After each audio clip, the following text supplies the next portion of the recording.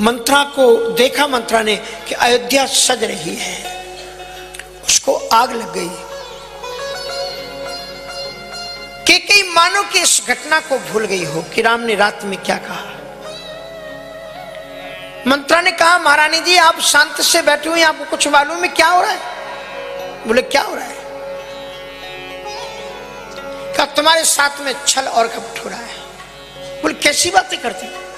बोले तुम्हें मालूम है कल महाराज राम को राजगद्दी पर बैठाने जा रहे हैं, तुम्हें कुछ मालूम है? दशरथ जी कोई भी बात सबसे पहले कैकेयी को बताते थे, पर यही एक घटना थी जो दशरथ जी ने कहा कि इसको मैं खुद अपने मुख से सुनाऊंगा महारानी कैकेयी को, क्योंकि राम के राज्य के समाचार से सबसे ज्यादा प्रसन्नता मेरे परिवार में अगर किसी को होगी तो राम से सबसे ज्यादा प्रेम करने वाली कैकेयी को होगी। पर कैकेयी को मंत्रा ने खूब भड़काया। पहले तो कैकेयी को इतना गुस्सा आया कि अगर आइंदा तूने परिवार में फूट डालने की बात की तब उधर जीव कढ़ावा तोरी, मैं तेरी जीव निकलवा लूंगी। और ये कहा कि काने खोरे कुबरे कुटिल कुचाली जा, ये ऐसी होते लोग। पर बाद में मंत्रा ने कहा कि ठीक है तुम जानो। और उसके बाद में मंत्रा ने एक चौपाई कही और कैकेयी का दिल परिवर्तन कर दिया। कौन सी चौपाई थी?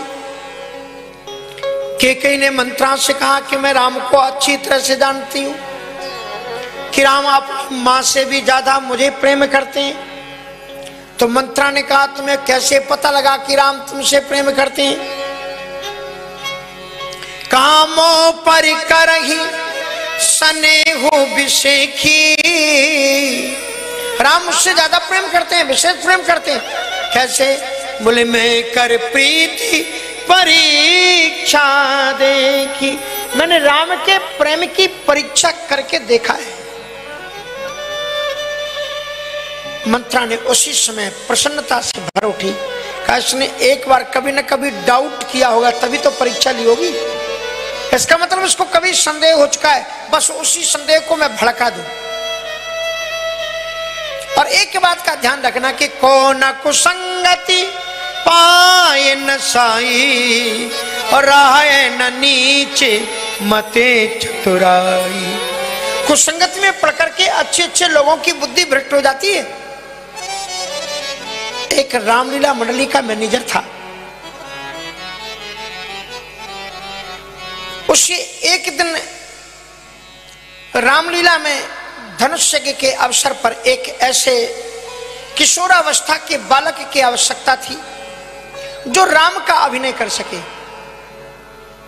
और एक गांव में जब वो घूमता हुआ गया तो एक छोटे से बालक को बड़े प्यार से रामायण का पाठ करते हुए देखा, सुंदर स्वरूप सुंदर आवाज, कहा ये बड़ा अच्छा राम बनेगा, और ला करके राम बनाया।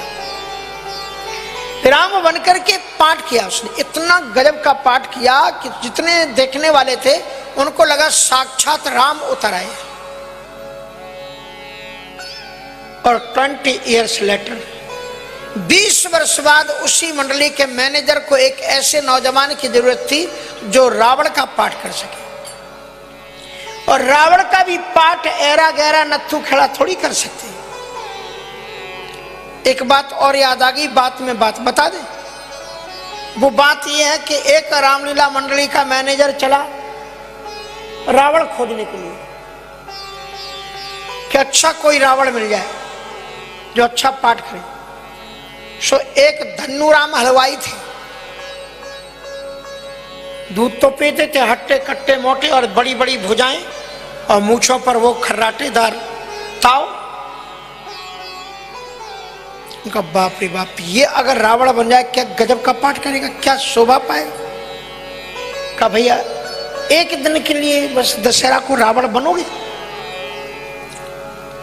कहा महाराज जब हम बिना पढ़े लिखे अब हम क्या रावण बनेंगे, रहने दो। नहीं नहीं नहीं बन जाओ, एक ही दिन तो बनना है। तो बोले कहना क्या पड़ेगा, हम पाठ आठ रट नहीं पाएंगे। बोले ज्यादा ना, बस एक लाइन है। बोले क्या लाइन है? कहा कि हनुमान जी आकर के तुमसे पूछेंगे बता तू कौन है, और तुम तलवार लटकी रहेगी, उसको खींच करके बोलना हम लंकेश। बोले बस इतनी बोलना? बोले हाँ इतनी। टाइम कितना है? बोले 1.5 महीना है। अब बोले 1.5 महीना में इतना तो रट ही लेंगे। सो रोज ही रटना शुरू किया, हम लंकेश। हम कोई पूछे भैया दूध है? बोले हम लंकेश। दूध क्या भाव? बोले हम लंकेश। आज का कि कल का? हम लंकेश। 1.5 महीने रटते रहे, हम लंकेश हम लंकेश हम लंकेश। और जब पाठ आया तो वो हनुमान जी बनने वाला जो था ना, वो खिलाड़ी पहलवान था, वो तो जानता था। और लगो लाल लगोटा और सोटा लेकर हनुमान जी जांच दम, बता तू कौन है? सुई तलवार उसकी खिसक गई, हुजूर में धनुअल।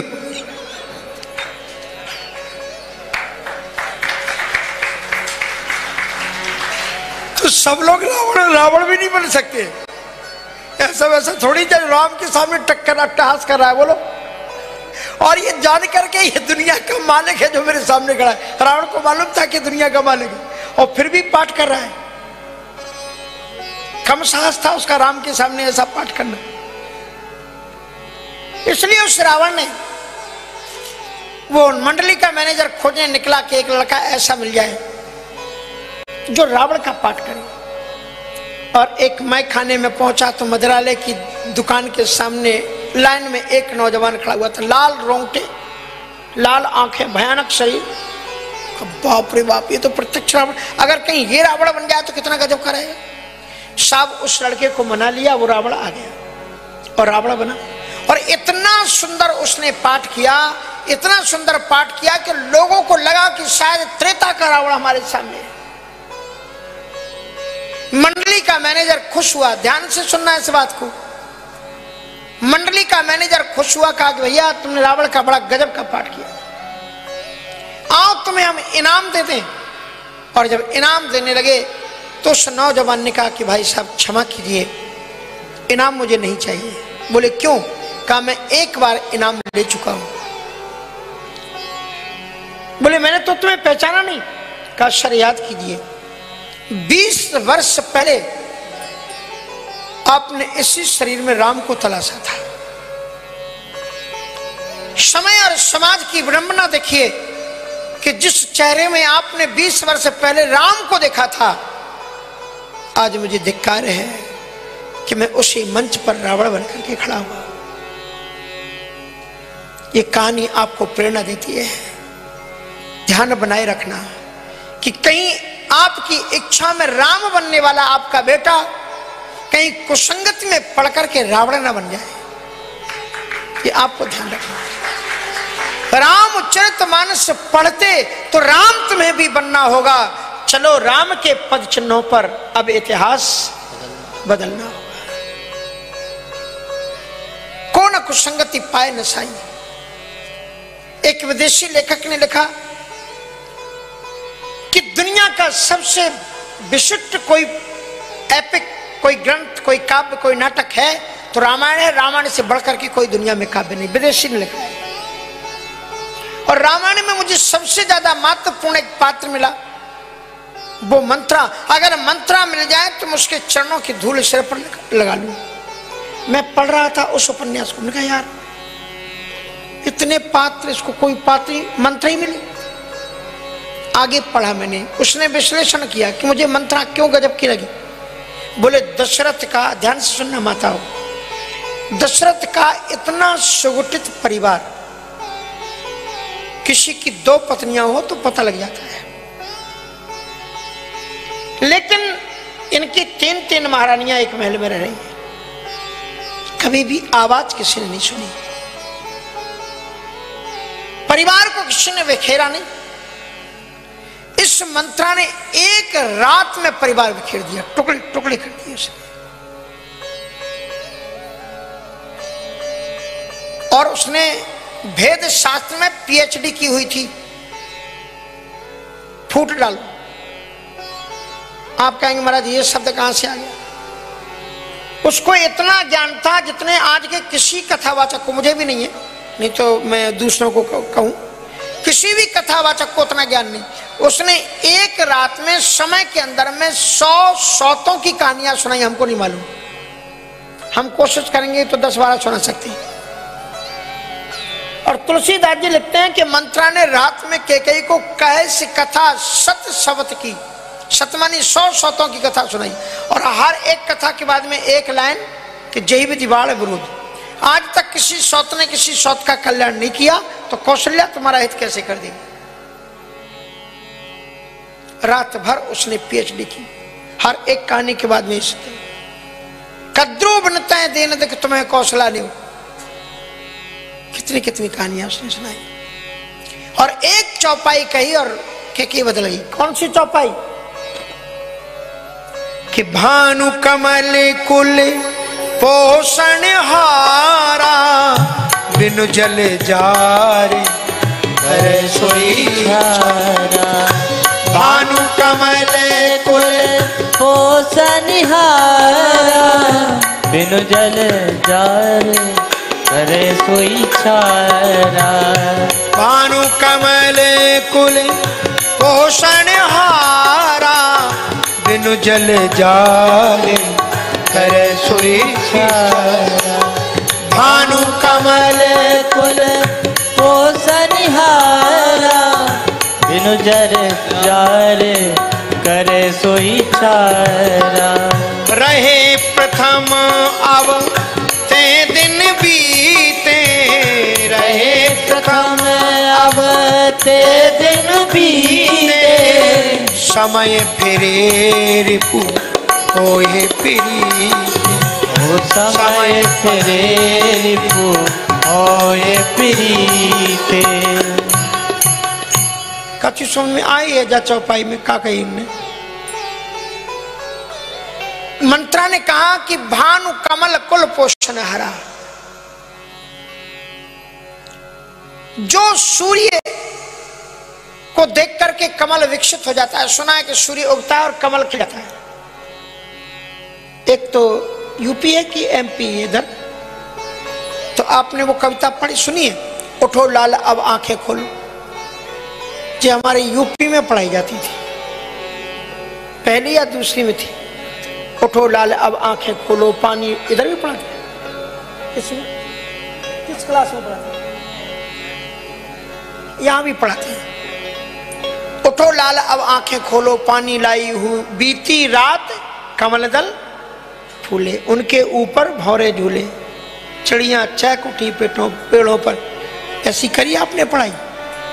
देखो हमें उस समय की कविता याद है। मैं तो सूर्य उगते से ही कमल खिल जाता है, और लोग ये सोचते हैं कि इस कमल की सूर्य से कितना प्रेम है, कमल कितना प्रेम करता है।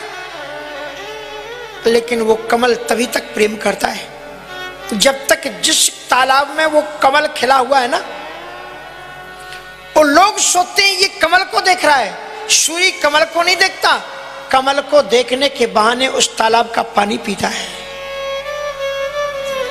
और जिस दिन उस तालाब का पानी सूख जाता है, तो वही कमल जिसे देख करके, वही सूर्य जिसे देख करके कमल खिल उठता है, वही सूर्य अगर पानी सूख जाए तालाब का, तो उस कमल को जला करके खाक कर देता है। दुनिया के लोग तुमसे प्रेम तब तक करते हैं जब तक तुम संपन्न हो, रुपया पैसा खजाना भरा है तुम्हारा जब तक, और जब तुम सड़क पर आ जाओगे ना, तो लोग देखेंगे नहीं तुम्हारी तरफ।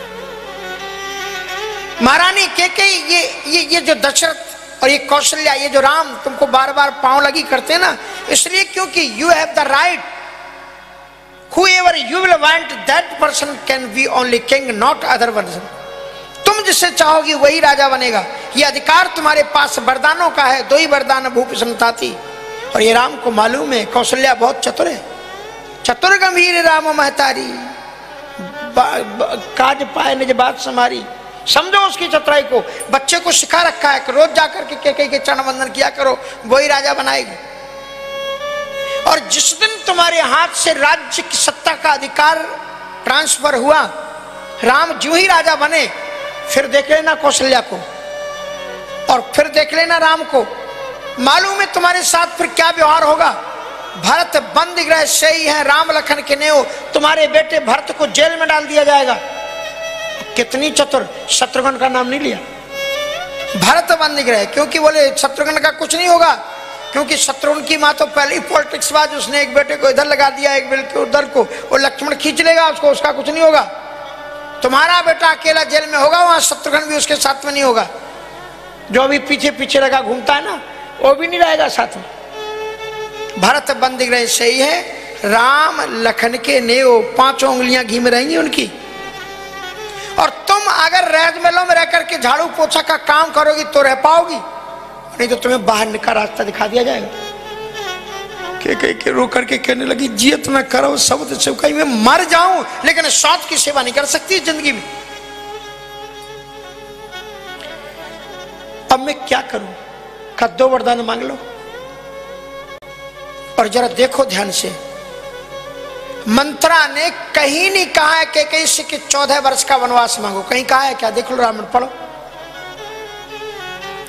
उसने कहा आपके पास में 2 वरदान और एक वरदान से बेटे के लिए राजगद्दी मांगो और दूसरे वरदान में राम को वनवास। अब वनवास मांगे पूरे दिन के लिए मांगेंगे, अब 2-4 वर्ष के बाद में क्यों दुश्मन को बुलाओ? सुतई राज रामई वनवासु, देव लेव मन सवति उलासु। दशरथ जी महाराज सांझ को जब, और उन्होंने कहा, दशरथ जी महाराज जब शाम को आए कि मैं अपने मुख से कई को सुनाऊंगा कि तुम्हारे लाडले बेटे राम को मैंने राज्य तिलक निश्चित कर दिया है, लेकिन जब वो महलों में घुसे सन्नाटा पसरा हुआ था, अंधेरा पड़ा हुआ था, दीपक बुझा दिए गए थे। तो राजा दशरथ जी ने पूछा महारानी कहां है? बोले कोप भवन में है। एक कोप भवन मालूम, पुराने जमाने में घरों के अंदर में एक कोप भवन होता था कि माताएं अगर रोएं तो पूरे घर का वाइब्रेशन खराब ना करें, गुस्सा हो जाए तो उस कमरे में जाके बैठ जाए। इसका मतलब कि आप कोप में हो, और इसका मतलब हो गया कि आप कोप में। आजकल होता है कोप भवन, मिश्रा जी कोप भवन होता है क्या? अरे होता है आज भी, पता नहीं। आप दिल्ली में जाना तो दिल्ली में के नाम सुनना, न्यूज में आप सुनोगे ना जंतर मंतर, ये क्या है? जब आप गुस्सा हो राजा के ऊपर तो जंतर मंतर में जाके बैठ जाओ ना, मीडिया खोजनी पड़ेगी ना, माइक, सब कुछ अपने आप मिल जाएगा आपको। समझ लेंगे कि ये राजा के विरुद्ध है। यहाँ पर रोज ही तो न्यूज में आती है यार, जंतर मंतर में बैठ जाते हैं लोग जाकर के, इसी के लिए है। सो महारानी कैकेयी कोप भवन में, महारानी कैकेयी ने, दशरथ जी ने बहुत उनको मनाया है, और महारानी कैकेयी ने अंत में 2 वरदान मांगी। मैं जल्दी में कथा को, पीछे भी बहुत रहस्यमयी बातें हैं पर टाइम नहीं है, आपको आगे ले चले। महारानी कैकेयी ने ऐसे वरदान नहीं मांगा। पहले उन्होंने कहा कि राम की सौगंध खाओ, क्योंकि मंत्रा ने बता दिया था कि दशरथ जी बदल सकते हैं। दशरथ, आपने सुना कहीं कि दशरथ जी बदल सकते हैं? आपने रामायण पढ़ी ना, कितने बार पढ़ी? जरा बताओ आप रामायण में कहीं दशरथ जी बदले हैं? इससे कहते हैं मंत्रा। रामचरितमानस में बदले हैं, हमको भी हम बता दे रहे हैं आपको। मंत्रा कहती है कि वरदान मांगने के पहले भूपति राम शपथ जब करई तब मांगियो, जही बचन नट रही। जब राम की सौगंध खा ले तब मांगना, नहीं तो बदल भी सकते हैं। कैसी बात करती? बोले देखा था विश्वामित्र जी जब आए थे तो क्या बोले थे? कहा मांगो महाराज जो कुछ मांगना हो। और जब उन्होंने कह दिया कि अनुज समेत देव रघुनाथ, तो क्या बोले? बोले सब ले लो आप, मांगा धूम धैनु धन कोसा, सर्वस देव आज सह रोसा, देह प्राण ते प्रिय कुछ नाहू, सो मुनि देव निवेश माही, लेकिन राम देत नहीं बने गुसाई। सब मांग लो पर राम को नहीं दे सकता मैं। तो बोले ये बदल भी सकते हैं। वो तो अगर वशिष्ठ जी नहीं समझाते तो देने वाले थोड़ी थे, इसलिए पहले सौगंध करा लेना। और केकई ने पहले सौगंध जब कराई तब दशरथ जी को लगा कि सचमुच में आज केकई कुछ भयानक करने वाली है। और फिर वो कहते हैं बोलिए क्या वरदान मांगने? तो पहला वरदान केकई ने क्या मांगा कि सुनहु प्राणपति भावत जी का, सुनहु प्राणपति भावत जी का, देहु एक बर भर जी का, देहु एक बर भर टीका। देव एक बार भरता है टीका। पहला वरदान है कि भरत को टीका दो। ये टीका मानी क्या होता है? आप कहेंगे राज्य तिलक, बिल्कुल ये अर्थ होता है, लेकिन टीका का एक दूसरा अर्थ भी होता है।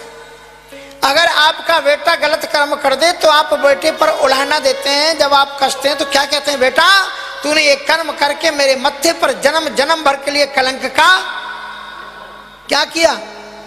जन्म जन्म भर के लिए कलंक का टीका लगा दिया। तो कलंक का भी टीका। मानो कि केकई ये कह रही मैं जो वरदान मांगने जा रही हूं उस पर मेरे बेटे भरत के मत्थे पर कलंक का टीका दे दो।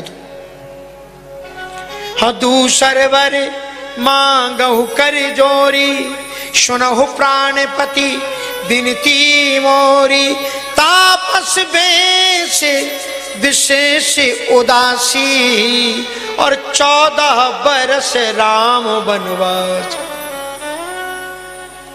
उसने राम जी को 14 वर्ष का ही वनवास क्यों मांगा? 11 की कर देती, 13, 15, कुछ 21, कुछ भी करती। इसलिए क्योंकि पहले केकई ने मुहूर्त दिखवाया, ज्योतिष दिखवाया, रावण की मौत कब है? 14 वर्ष बाद थी।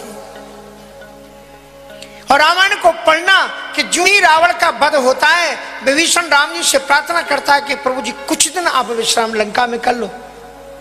राम जी ने रोते हुए कहा एक दिन भी मेरे पास में नहीं है, क्योंकि भरत दशा सुमरत मुहि निमिष कल्प समझात।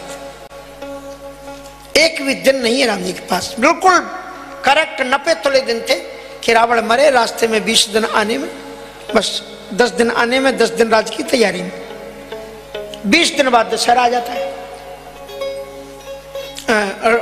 दीपावली आ जाती है, राज तिलक।